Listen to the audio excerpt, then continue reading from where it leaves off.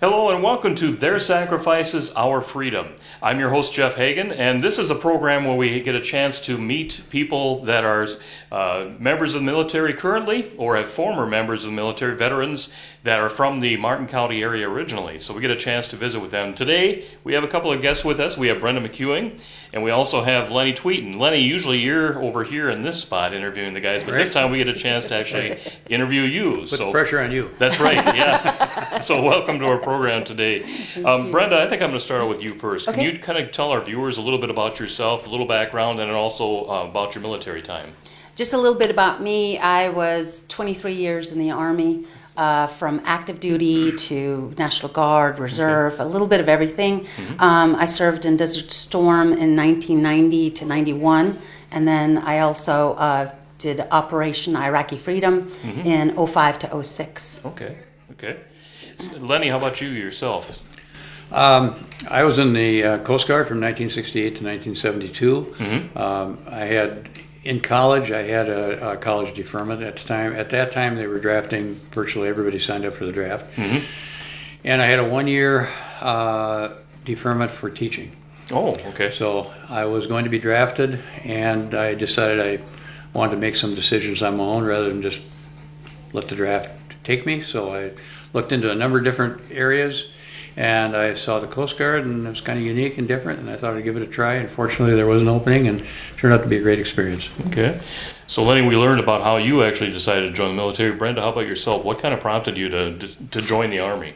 At the time, well, I'm from Sherburne, actually. I grew up in Sherburne, and it's such a small town. At the time, there was only 800. I think it was 854 people. I think. Sure. I had wanted to travel the world. I knew there was more out there. Right. So I initially came to, or the recruiter came out to the school.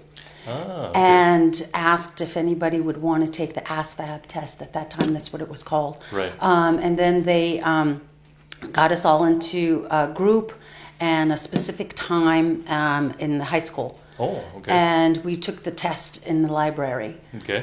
I scored, I guess, pretty well. And so the recruiter decided, hey, maybe you might want to consider the military.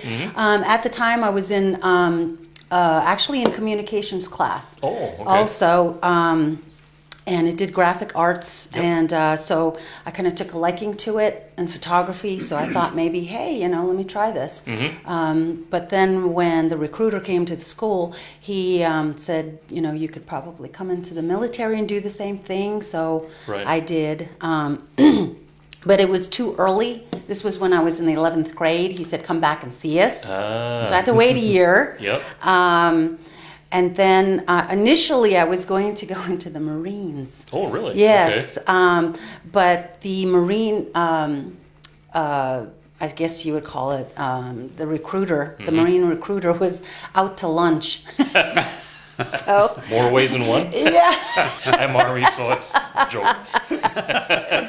So I walked into the office, and then the Marine office was next to the Army's office. Okay. And the recruiter from the Army had asked me, hey, why don't you come over here and see maybe, if there's something we've got for you. And so I went over. Next thing I know, I'm signing up for the Army, which was fine. They had everything that I, a job that I wanted. Right. So it worked out just fine. And then I enlisted, and it was a delayed entry program. Yep. Okay. Yeah. Okay. Well, perfect. Well, Lenny, tell us a little bit about your time in the service and what exactly responsibility did you have in the Coast Guard? Well, I did my basic training in Alameda, Okay. San Francisco, Oakland area. Yep. After that, I went to Cleveland, Whiskey Island, and I was on a 110-foot harbor tug, an icebreaker, for about 3 months, February through June. Oh, okay. During that period of time, our little harbor tug was involved in 3 collisions with tankers, and it was determined that maybe there was something not quite right with the commanding officer. And there was a court-martial proceedings, and based on some things that had taken place, I was called upon to testify, and it was against the commanding officer. So I was immediately transferred by the attorney for the Coast Guard that was in charge of the case to the federal building, Oh, okay. which was really an excellent opportunity for me. I ended up in the finance office, the pay office, Okay. 21st floor of the federal building overlooking Lake Erie. Ah. And we never did get underway there, so. And I spent 3.5 years there. Okay. And had a great experience. My wife came out. We were married at the time. Met some really nice people. She got a good job. We were able to travel the East Coast. Just probably 4 of the best years of my life. Sure. So it Okay. was a really good experience. I was very fortunate. Okay. Well, Brenda, you had 23 years. You said in the different forms of being in the service. Right. Is there a way you can give us a synopsis? I mean, you had to have been in a number of different places. Yes. Yes. During that time. And what was the main thing you did as far as your MOS, your job in the military? Communications. Okay. I worked in the mobile communications to be okay. exact. Okay. So, in other words, obviously communications was needed in all aspects of all the different types of jobs that there were, from from the frontline echelons to aviation, medical. I mean, transportation. Everybody needed communication. So there was anywhere that we could go, and we were needed. Okay. I was talking with Lenny during our interview, and I had that little saying that we always said, because people would make fun of our job being communications, and Right. they'd say things to us, and we'd just always tell them, look, you can talk about us, but you can't talk without us. Yeah, that's right. Right. So we were an intricate part, of anywhere we went, just no different than medical personnel you needed, supply personnel you need, and transportation. So there was a lot of different jobs that were needed, and one of our communications was needed also amongst them all. In a synopsis, wow, I've been so many places. Active duty, I was in Desert Storm, of course. My first duty station, straight out of AIT, was Korea. Oh. Camp Casey, Korea, over at the DMZ. Yeah. Oh, yeah. That had to be an experience. Being 18 and new and, trying to, be in a foreign country away from everybody. Yeah. When I said I wanted to travel, I didn't realize I was going to be traveling like this. So yeah, I did that a year there. Okay. And then I came back to Fort Hood, Texas. Then I went to Germany. I Oh. spent 3 years there in Germany, which was, so I did get to travel. My Sure. wishes came through. When I got back from Germany, I was in Fort Riley, Kansas. Okay. Yep. And from there we went right to Desert Storm. We were only there. I was only there maybe 6 months before we were activated and had to go over. Sure. I didn't realize how much detail and things that you had to do to prepare, from the shots and medical and the supplies that you needed, and when you have to get ready for war, I didn't realize there was so much to do. Yeah. After Desert Storm, I decided, this is a little bit much. It was a little bit much. I mean, to have to take it all in. Right. So I came off active duty, and I ended up in Atlanta, Georgia area when I came off active duty, and kind of just didn't feel right. You have that military mentality. Yeah. And it's kind of hard to integrate and get used to the civilian life. So I knew there was something missing. Okay. And while I was in the Atlanta area, they had Dobbins Air Force Base, and there was a communications position that was needed. Okay. So I re-enlisted into the Guard. Okay. Yep. And then I was there in the Guard for probably like 2-3 years, not even. And I was sent to ANOC. And because I had, I guess I became well at it, I guess. I did well and was distinguished honor grad, I guess you would call it. Okay. So while I was there and I had graduated, the command sergeant major at that time had asked me to be an instructor. And back when I was here in Minnesota and growing up in Sherburne, I was quiet as a mouse. You wouldn't see me, you wouldn't know I was even existing. I was so quiet. And so when they asked me to talk in front of people, I said, no, I can't do that. There's no way I can't even talk in front of cameras. There's no way. Look at me now. But so I took them up on it eventually. Okay. And went to instructor school. And I was an instructor and course coordinator for 8 years. Wow. I did all the southeast coast. And so I did that for 8 years. Okay. I decided after a while it was too much. I was traveling around so much, and I wasn't, as much as I loved it and loved my students, and we always had a great time. I mean, it was a blast. I'd made sure that it was interesting, because you've been to some of those courses. It's so boring. You fall asleep, and I thought, no, I don't want to do that. I want to make it interesting. Right. So I found ways to integrate having fun and stories and keeping everybody awake. Sure. And so I did that, but it was a little bit much, the traveling and then work. I was also a police officer for 15 years. Okay. So doing that and being an instructor was a little bit much for one person. So Sure. My husband said, you might want to, consider stopping at some point. But in the meantime, I got called back to active duty again, and that was Operation Iraqi Freedom. Okay, and where were you based on, or where were you at during that then? I was at FOB Sykes over in Talafar. Oh, okay. Yeah, just north of Mosul. Yep. And then a lot of, I was a platoon sergeant then. Okay.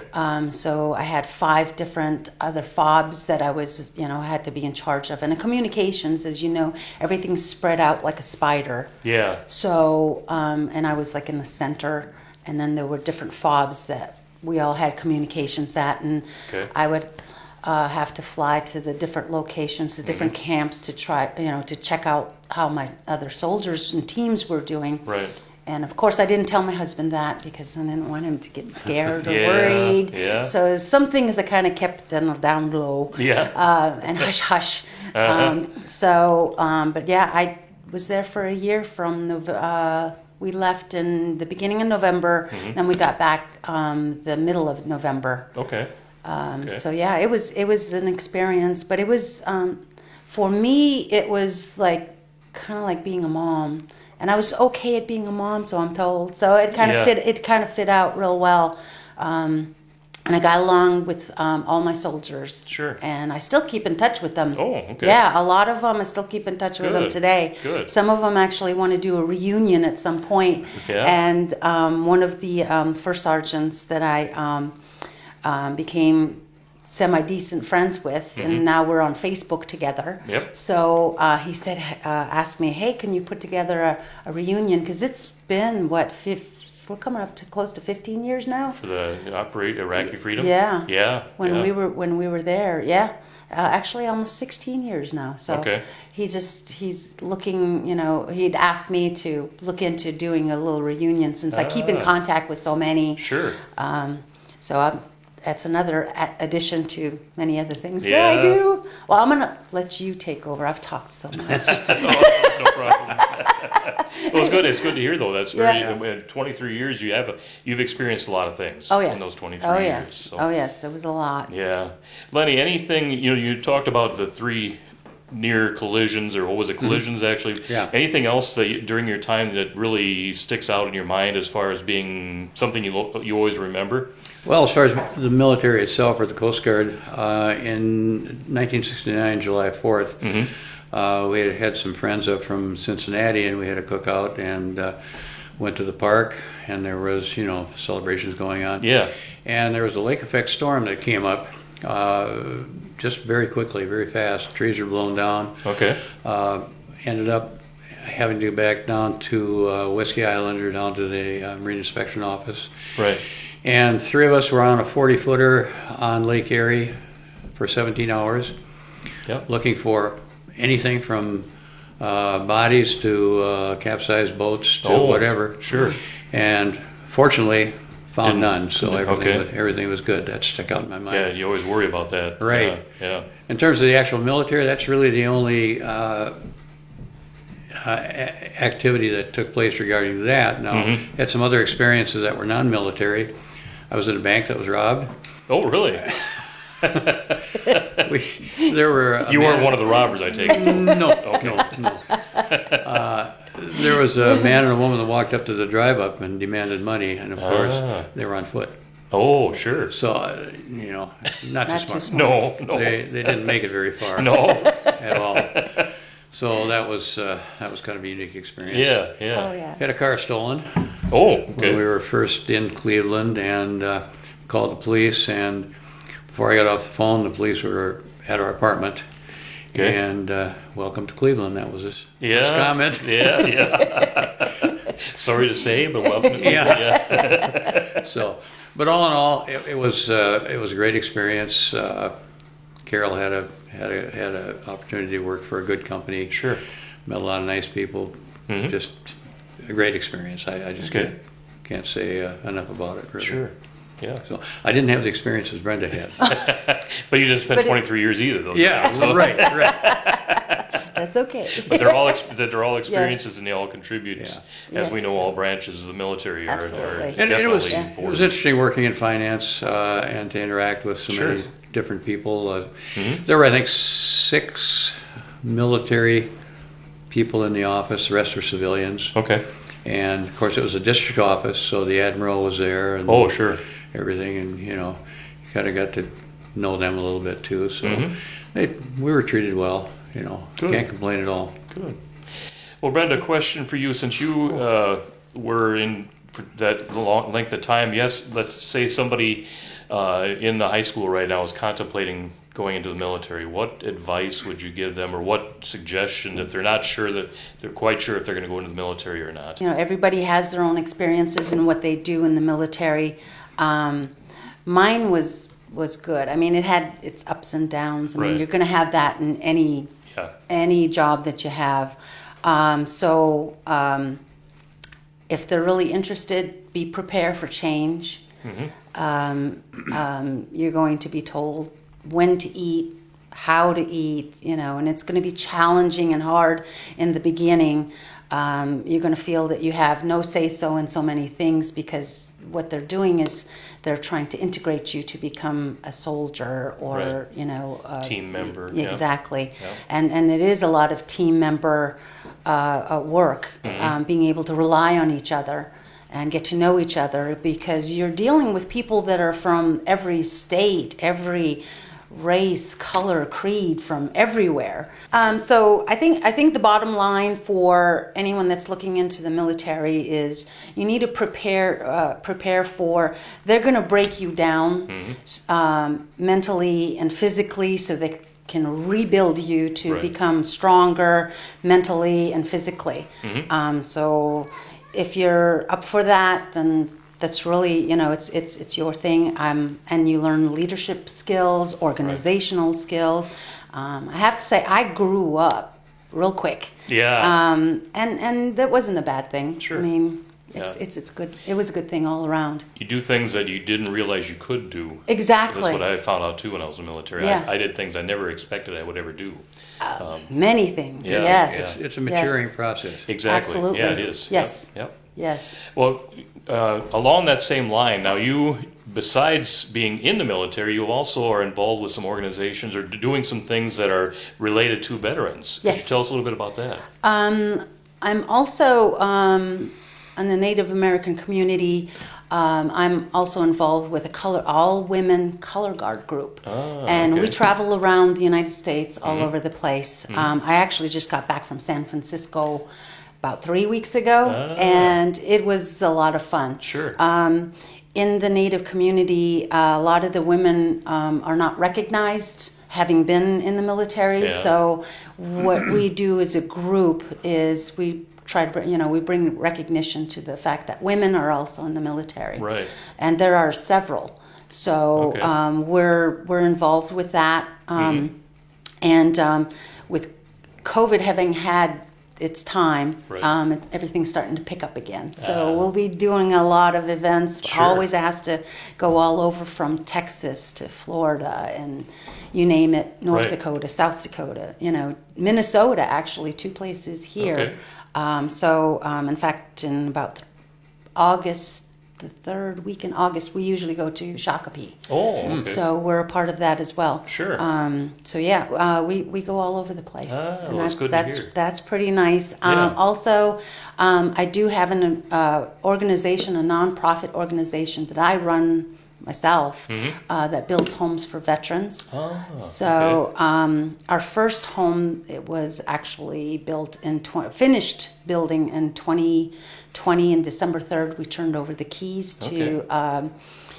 he was a 2-time combat veteran through the Vietnam era. Oh, okay. And so he hadn't ever had a house in his life. Right. So this was something new to him.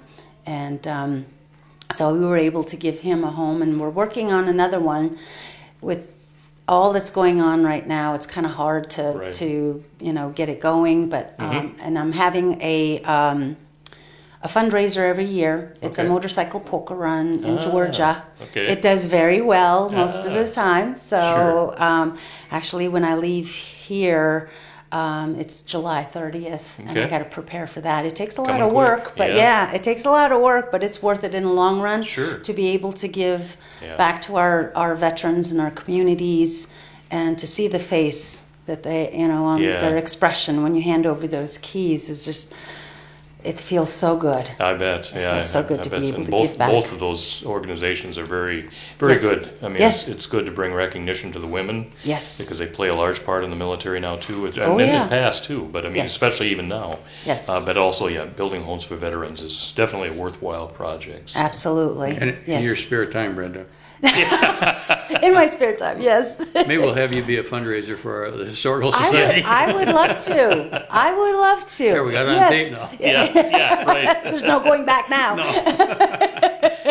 So Lenny, question for you. Now, Their Sacrifices Our Freedom. That was the title of the book, Martin County Veterans book that you wrote. Right. How did you come up with the idea, and how was it because it was all Martin County veterans you Correct. had written about. How did you come up with that idea, and how was it talking to the different veterans from the different eras in the military? Well, I came up with the idea based on, in 2019, I was asked to do interviews with helicopter pilots or anybody that had involved with helicopters because of the helicopter going to the Martin County Veterans Memorial Site. Right. And there were maybe 20 approximately. So I thought, well, why don't I expand that? And we put it out to Martin County veterans. I did limit it to living veterans because I didn't know just how much it was going to involve. Right. And we had 82 responses, and I tried to make it as user-friendly as possible. So I had a questionnaire that I provided for each veteran to complete. Some actually came in and I did the interview, like with Brenda. Right. And others, it was kind of long distance. There's one in a couple in California, Alaska, really throughout the country. Sure. And a number of local veterans as well. So we ended up with 82, and if they filled out the questionnaire, I put the story together, sent it back to them for their approval or edits or changes. Yep. And there were a few that just wrote their own, which is just fine. But I wanted to make it as easy as possible for everyone that was involved. And it turned out to be, in my opinion, very interesting and inspiring. Sure. Just to hear and see and read about the different experiences. And they were all varied. Yeah. From stateside, such as myself, to combat, World War II, Korea. Yep. Leo Mao's 103 years old. Wow. His is included. It was just. I feel very, very honored to be able to have done it.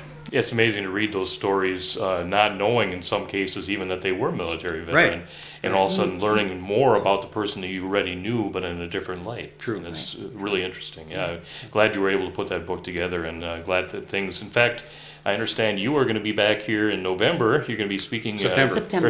excuse me, September. speaking at the annual meeting for the Yes. Martin County Historical Society. Yes. So people get a chance to hear a little bit more about yourself and Yeah. what you've done. So Right. okay, well, I think we're about wrapped up with time. I want to thank you both for being on. Well, we've learned a lot about both Lenny and Brenda today, and I want to thank you for watching this program. It's called Their Sacrifice is Our Freedom, where we focus on Martin County veterans and their stories, and we thank you for joining us today. Again, I'm Jeff Hagen, and I thank you for being here.